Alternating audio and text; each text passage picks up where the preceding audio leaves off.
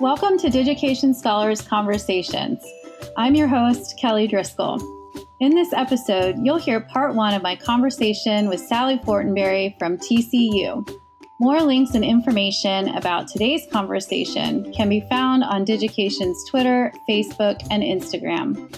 Full episodes of Digication Scholars Conversations can be found on YouTube or your favorite podcast app.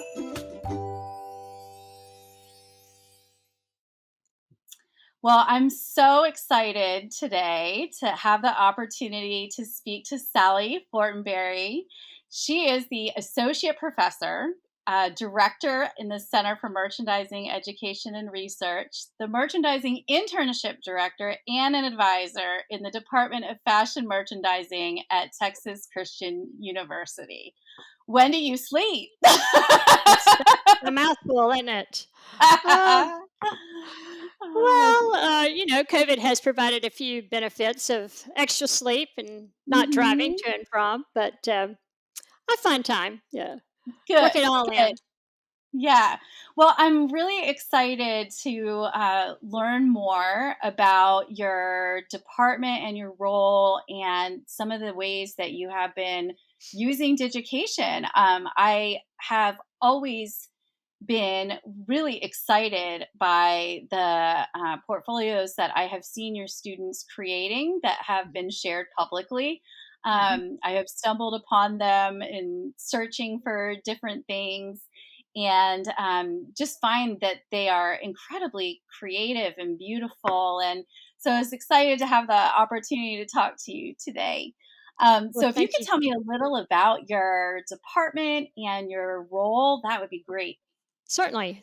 So fashion merchandising is in the College of Fine Arts currently. We had previously been in the College of Arts and Sciences and Liberal Arts and the Social Science Division, but then moved over into the College of Fine Arts in 2000 and I believe it was 8, if I can recall. So realignment of colleges across universities are always occurring, but it really just positioned us the way in which we teach our students. So we cover the supply chain. So we are a fashion merchandising major. It's a bachelor's of science, and it covers everything from the textile industry all the way to the consumers. So it's really the soft goods supply chain, the way in which we teach our class or classes, and that's the way the major is set up. So the students are learning textiles, they're learning apparel construction, they're learning product development, as well as buying, wholesale, and consumer behavior. So we really try to make sure that they have a full range of knowledge, skills to be able to go in any position in the supply chain. So it has creativity added to it where they're learning Adobe suites. It has analytical aspects where they're learning Microsoft suites, as in Excel. So we believe that we're setting them up for success no matter what aspect of the industry they choose to go into. So that's kind of how we're positioned in terms of the fine arts. Even though we do not offer a BFA, it's a BS, we do give them some of the creative areas, but also analytical areas. So. Nice. Kind and of I don't know if I had mentioned it to you before, Sally, in some of our prior conversations, but I actually studied textiles at Rhode Island School of Design. Yeah. Yes, so excellent. Maybe a piece of why I get so excited when I see what your students are doing. Yeah. Yes. So our students, they are taking a course that is on textile design. They use the Kaleido software, Kaleido Style, and Kaleido Print. So they are getting, a course, a short piece of that, so that they are learning a little bit about textile design. So that's kind of exciting. Yeah, that's great. So I know with all of the different roles that you have within the department, when did you first start to think about the use of portfolios and maybe how that has changed a little bit over time?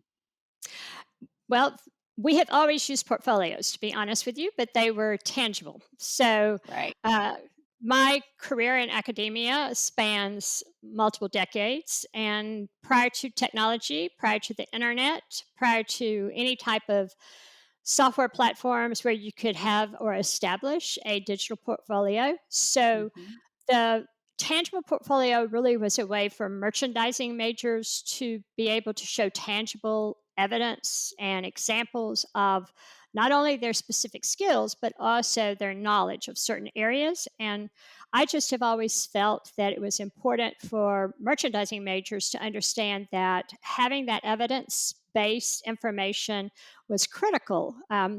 Design students, apparel design, fashion design, technical design, even art majors have always had a Mhm. tangible portfolio as well, but it was really um, I would say, unusual for merchandising majors to have Interesting. a portfolio, whether it was tangible or not. So, Mhm. literally, we started incorporating tangible portfolios into the career development piece for our majors in 1990, I guess it was. Mhm. So, those tangible portfolios have been extremely successful for our students, for the recruiters, for the benefit of anyone who is hiring one of our majors, or if they had already graduated, being able to show their products and projects specifically from the major. And it really allowed them to keep and archive those projects that many times might have gone into a box, might have been thrown away. Right. And again, remember, this is pre computer technology and file sharing, file saving, and so on. And then, fast forward a couple of decades, and TCU was introduced to the Digication platform, and I had already started investigating the technical aspects of establishing portfolios for our students because some recruiters and schools, graduate programs were asking for a digital portfolio. Mhm. Mhm. So you can do one of two things with a tangible portfolio. You can scan it in and have it, all in PDF forms, which is not beautiful, but or we started, looking at, okay, development of websites. Well, we were not teaching Mhm. websites or, web development at that point in time. And when education was introduced at TCU in approximately 2012, 2013, and several faculty started considering this as opportunities for our students to develop electronic portfolios, then I jumped on the bandwagon. I said, I want to learn what you're doing. So I, in essence, um, took some time to not only go to some training classes in the summer, which Mhm. that would have been 2013, and then the fall and spring. So we started, tentatively bringing it in, introducing it into my career development class. And the students who are really excited about it, they, embraced it and said, let's go with it. So I gave them options. So you can do your tangible and electronic, but you need to do one at that time. And Mhm. then by 2014, it was only electronic. They could create the tangible one if they wanted to still go with that, but the electronic had to stay as the permanent portfolio for the class.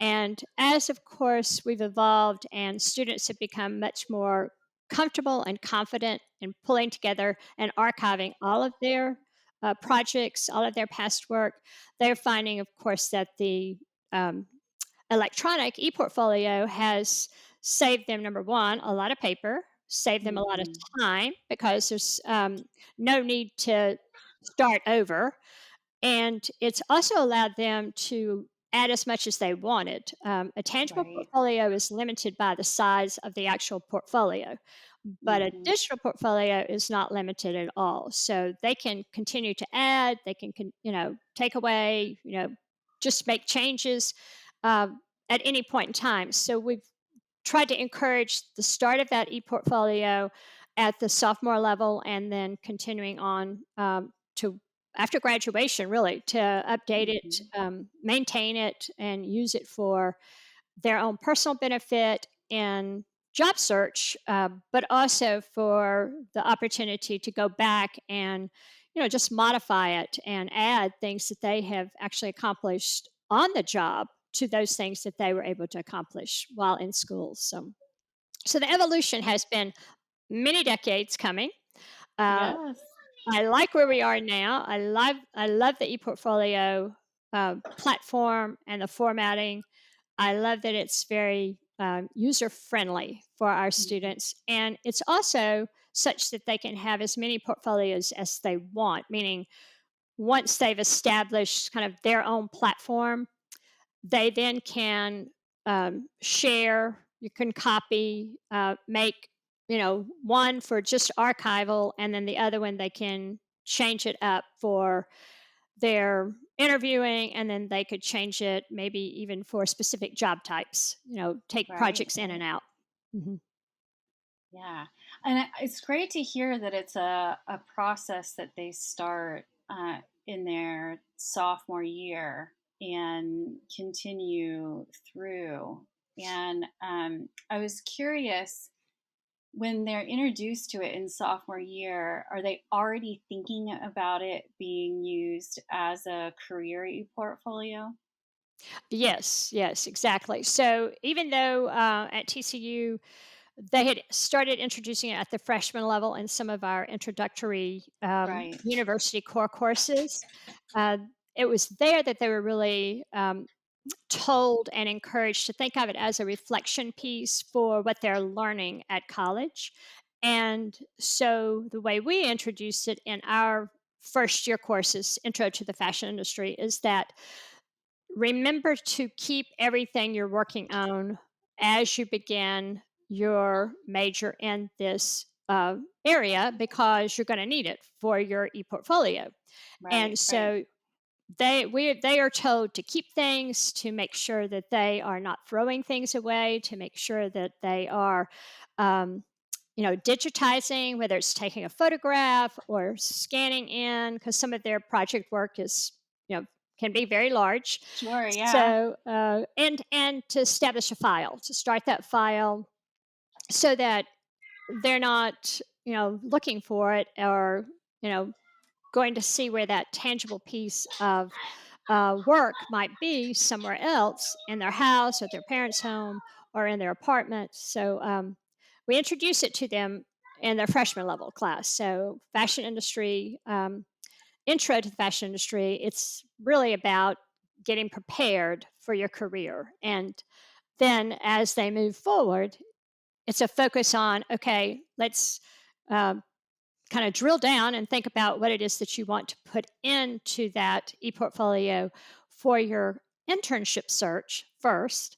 And then, the career search piece should evolve after the internship search. So, um, we don't want them to just put everything in it. We want them to make sure that they are curating their work, um, because they can put things in from their minor classes. They can also put things Mhm. in from their some of their core classes. If they aspire to be in the fashion journalism area, they might want to put in writing pieces, because those are going to be evidence of their writing skills.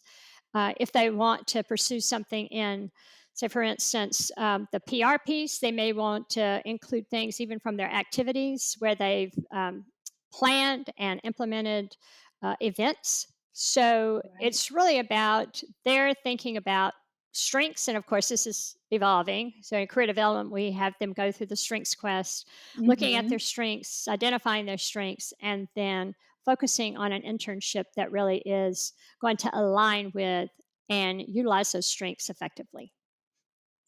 So I Fabulous. So, guess as part of the incorporation of the use of the e-portfolio with the internship, what are some of the kinds of materials that they will put into their e-portfolio during that time?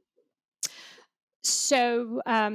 There is a section that is considered to be their learning experiences or learning activities. So that Hmm. area is where they will highlight the courses specifically that align with their strengths and that also align with the, I guess you'd say, career direction that they want to go. Okay. So they will identify the courses that they're going to highlight, and then the projects within those courses. And we'll just take in their fashion industry course, they may actually do um, just a research paper on a specific retail company. And Mhm. that professor may have provided them a list of all the different retail organizations that they can select from. And then that project might include a research paper, a PowerPoint presentation that they're going to present to the class, and then, of course, the grade rubrics that they may have received back from the professors. So the paper and the PowerPoint will be included, and then the student is asked to reflect on the knowledge they gained from that project, the skills that they applied and maybe enhanced from that project. So, PowerPoint, research skills, maybe learning APA. And so that reflection should cover everything about that one particular project. And then they can also, and they're encouraged to do this, reflect on how these skills, this knowledge can apply to their career search or the Mm. area in the industry in which they hope to pursue their internship. So it is Nice. kind of a three-part piece. Mhm. Um, they can include graphic, illustrations. So they take a fashion drawing class, uh, and then again reflect on everything it took to get to that final project. So it may not be just the final project, but the evolution of that project as they got from one point to the next, and Right, just right. really highlighting what they learned from it. They may want to focus on, say, Adobe, that suite. So, learning Mhm. Photoshop, Illustrator, and InDesign. So, they'll many times show the projects that they have used illustrating Photoshop and then Mhm. Illustrator and InDesign. So, each one separately. And then there may be a final project that incorporates all three. Um, of course, with the buying projects, they're going to include things that really are about Excel, doing a six Mhm. month merchandise plan, analyzing data, looking at assortment plans. So that's really about spreadsheets. So Mhm. I will include that. But more importantly, it's highlighting their analytical skills. So, how did they Of use course.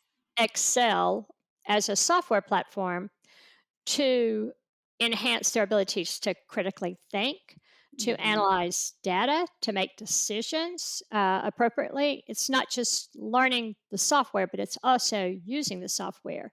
And so those reflection pieces are really allowing them to look back and say, oh, wow, I learned a lot more than I thought I had learned from just doing this simple project. And that reflection piece is a way in which they are able to then talk more and about themselves, to speak Mhm. to their skill sets, to speak to why they might fit with a particular position, or even why a company should look to them as opposed to someone else because they have such a diverse and broad knowledge and skill base than someone who's maybe a little more narrow in their Right, focus right, in their major.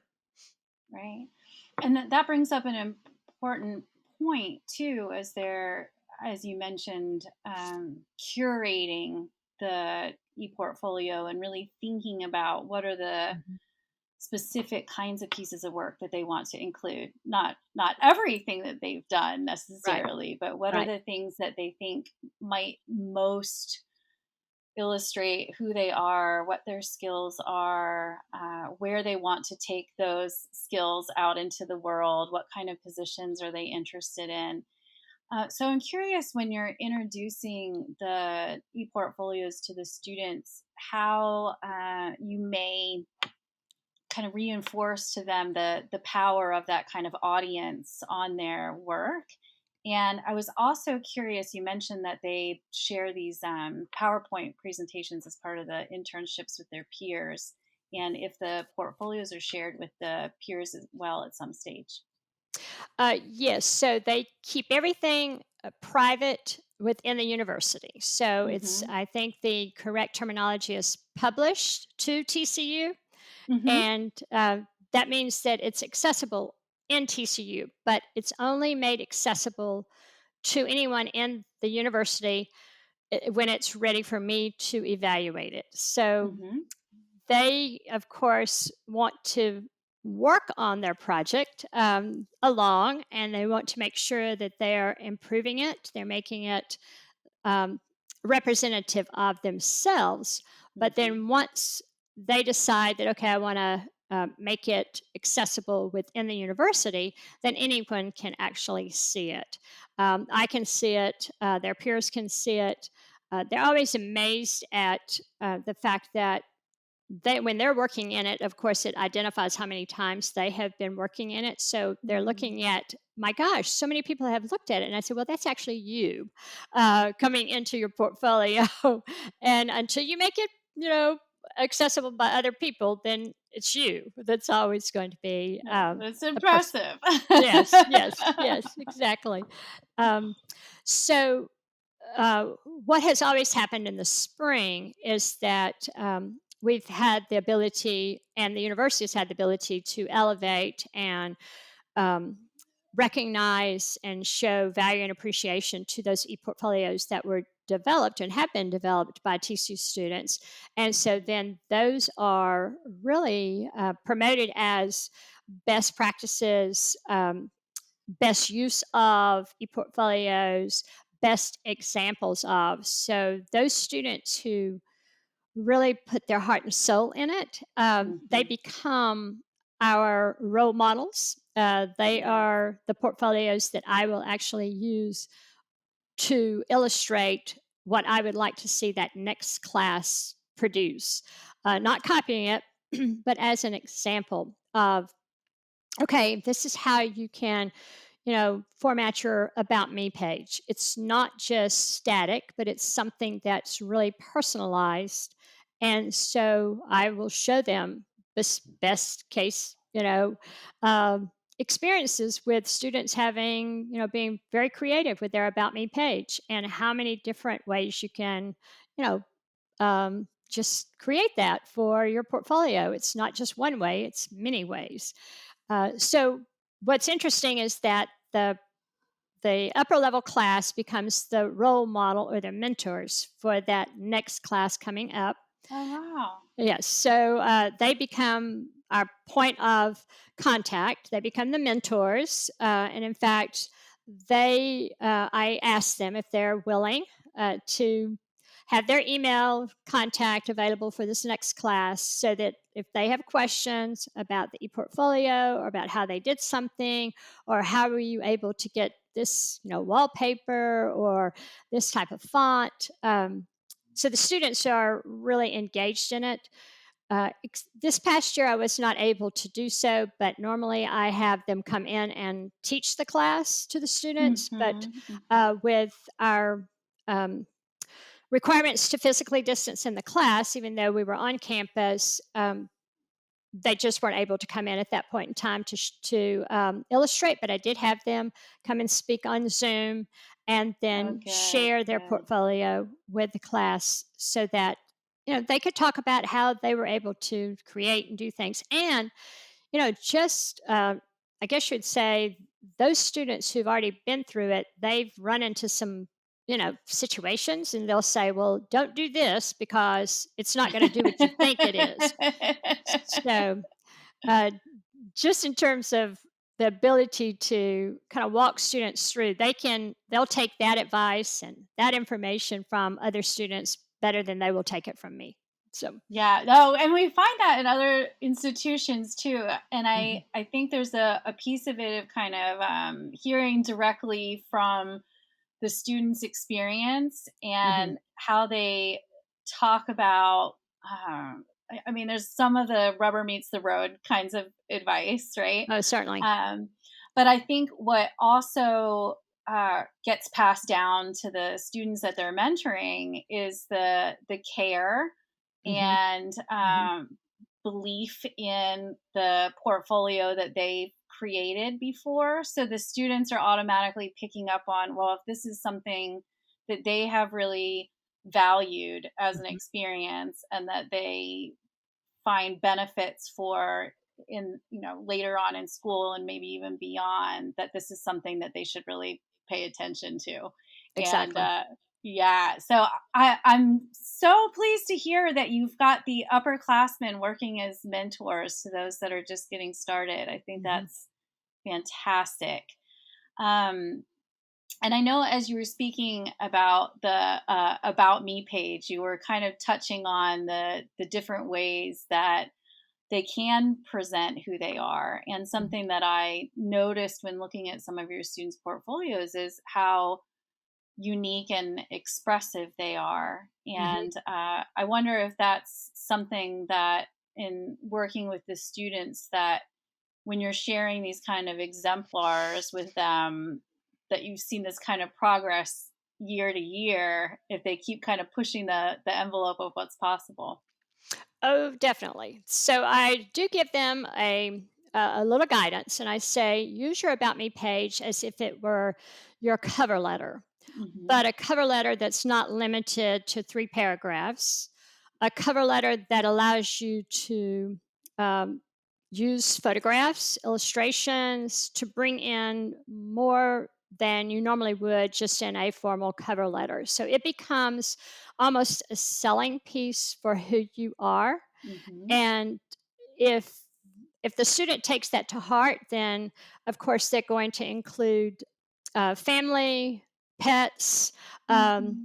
favorite places in the world, their travels, favorite book, um, all these different components and aspects of a student are brought to light in that About Me page because they feel that's important for someone to know who they authentically are. And it's Hmm. so fascinating to see how they then take all of those pieces and say, this is where I see myself fitting within this industry because Right. whether it was influence from a relative, a parent, a sibling, a best friend, um, an older aunt, you never know. Someone who has just really been an influence to them, that will come out in that About Me page. So it's just always interesting.